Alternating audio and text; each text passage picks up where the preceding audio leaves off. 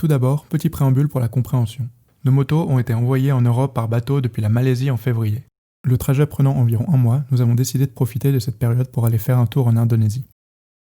On a quitté la Malaisie il y a quelques jours, mais avant cela, on a géré l'envoi de nos motos en Europe. En Malaisie, il y a également les parents d'Amaya qui nous ont rejoints, donc ça fait quelques jours aussi qu'on voyage avec eux. Et donc là maintenant, on est en Indonésie, à Bali plus précisément. Donc on a remplacé Bonnie and Clyde par les 2 scooters que vous voyez là-bas. C'est pas la même chose, mais bon, ça nous donne quand même toujours cette liberté. Et comme vous pouvez le constater, on aime toujours sortir des sentiers battus. Et ici, le magnifique mont Batur de Bali. On a de la chance, c'est à peu près dégagé, et normalement demain, c'est là-haut qu'on monte pour le lever de soleil. Ça, c'est ce qu'on imaginait. Mais souvent, les choses ne se passent pas comme prévu.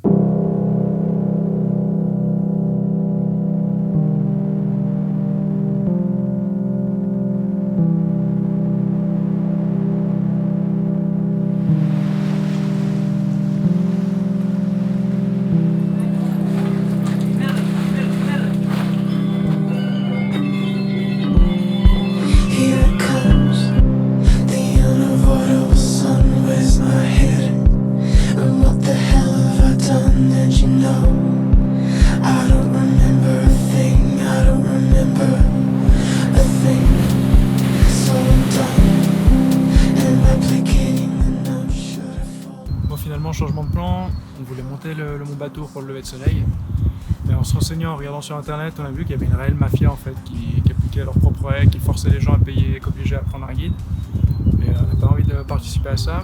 Du coup, on a tenté une autre ascension, celle du mont Abeng qui est juste en face. J'ai accéléré un peu le rythme pour profiter du lever de soleil. Je suis arrivé tout juste. Malheureusement, Amaya et ses parents sont encore derrière, mais bon. En attendant, le mont Batur, donc juste derrière moi, qui se dégage et qui joue un peu à cache-cache avec les nuages.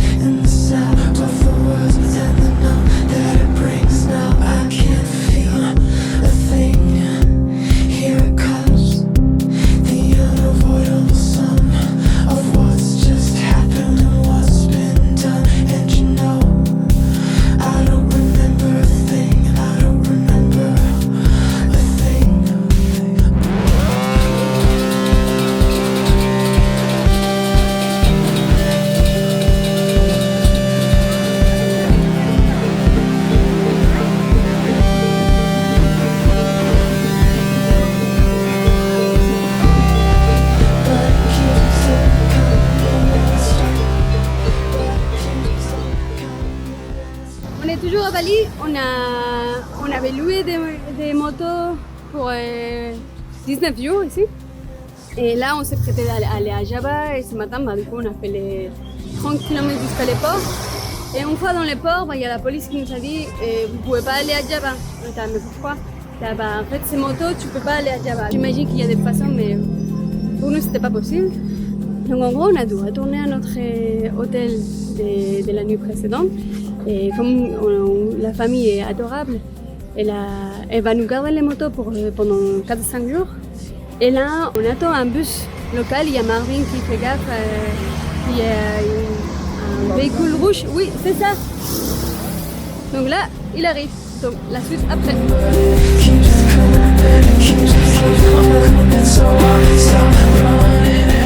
On est dans les bateaux pour Java.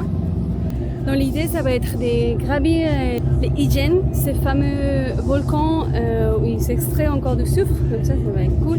Et ensuite, on n'est pas sûr, mais on aimerait bien aller vraiment, mais on verra quelles sont les sensations une fois à Java, parce qu'a priori c'est très différent de Bali. Donc on va. Donc demain, on gravit les Ijen.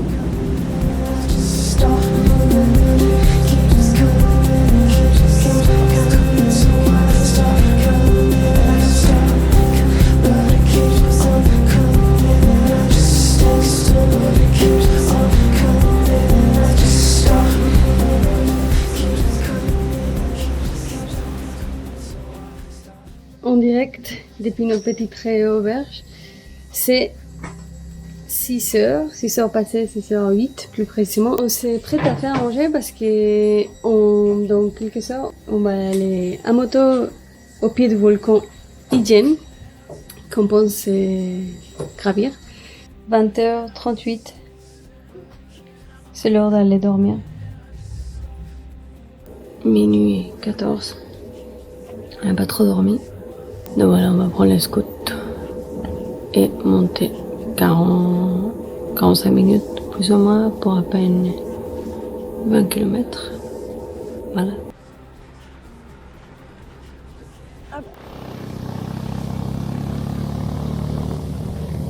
Sur la route, sur nos scouts hyper puissants, on se fait que dépasser, c'est normal.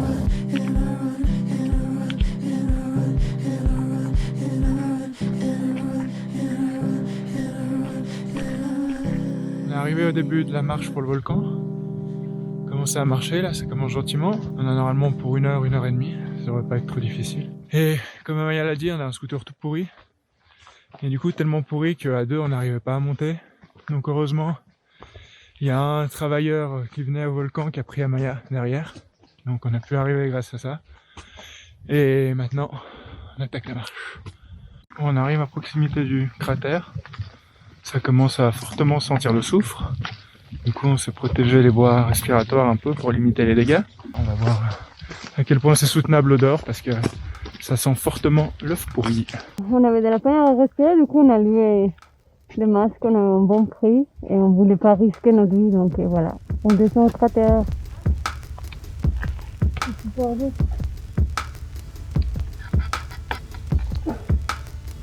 Ça fait mon poids. On est arrivé au niveau du lac, au fond du cratère. Je crois que c'est un des lacs, si ce n'est le lac le plus acide du monde. Donc vaut mieux pas tenter la baignade, pH inférieur à 1. Et donc là on est au niveau des endroits où ils extraient le soufre. Donc il y a des espèces de cheminées qu'ils ont fabriquées pour diriger la fumée. Et c'est assez impressionnant quand c'est une ambiance vraiment particulière.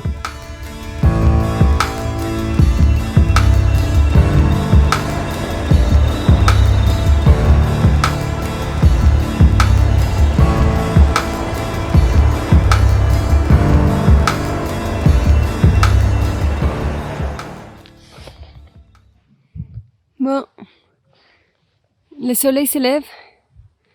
Donc, tout à l'heure, on était tout en bas. Putain, c'était chaud. Moi, j'ai un moment de détresse.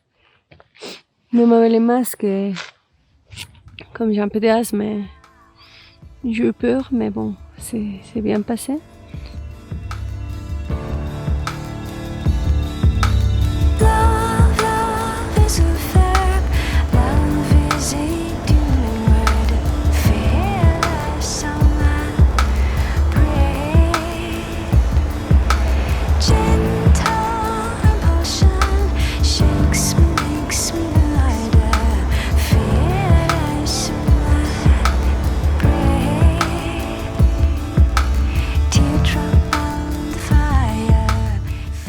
Une fois le Ijen gravi, nous avons pris la direction d'un autre volcan, le Bromo.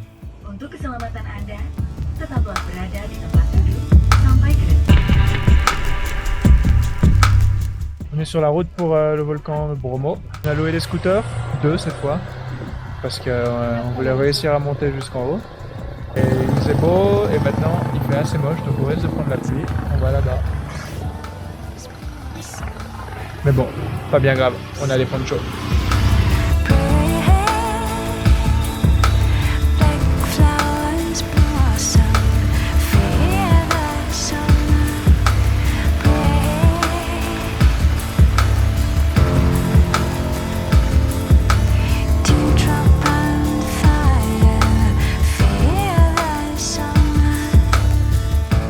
Voilà, c'est 3h45.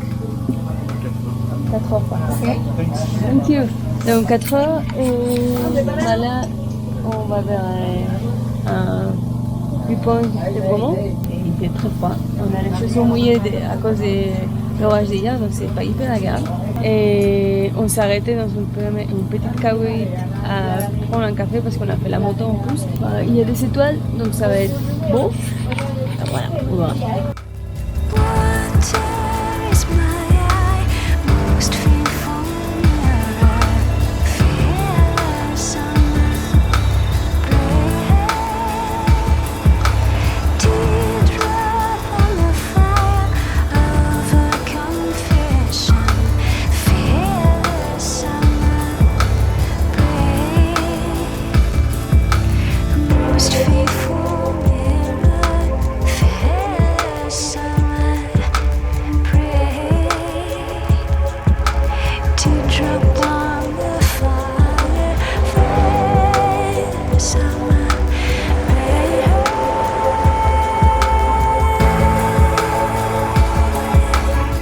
arriver à Bromont.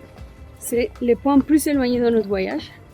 Et là, gentiment, on va faire marche en arrière. On va revenir sur Bali. Et après Singapour. Après, on rentre en Europe. Encore une fois, rien ne s'est passé comme prévu. Nous avons dû adapter nos plans.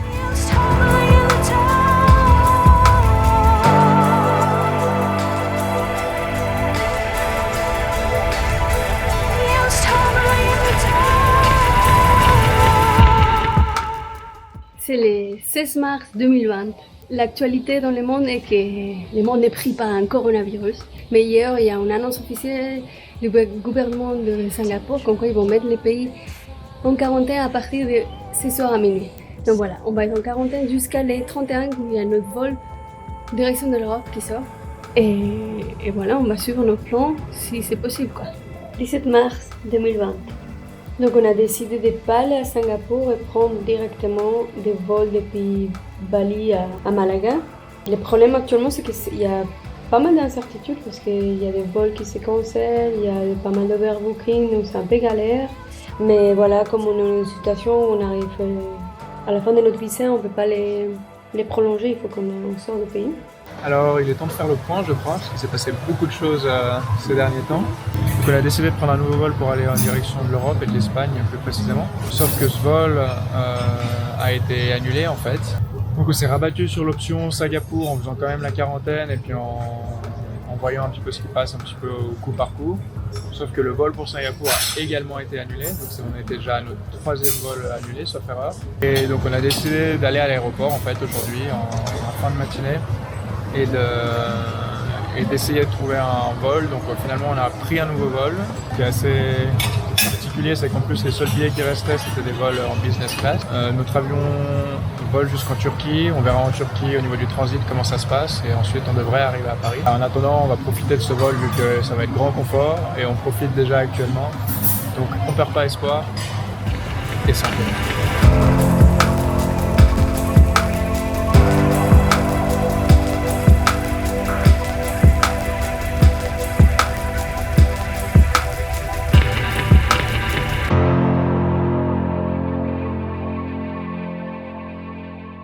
Nous sommes donc finalement parvenus à rentrer en Europe.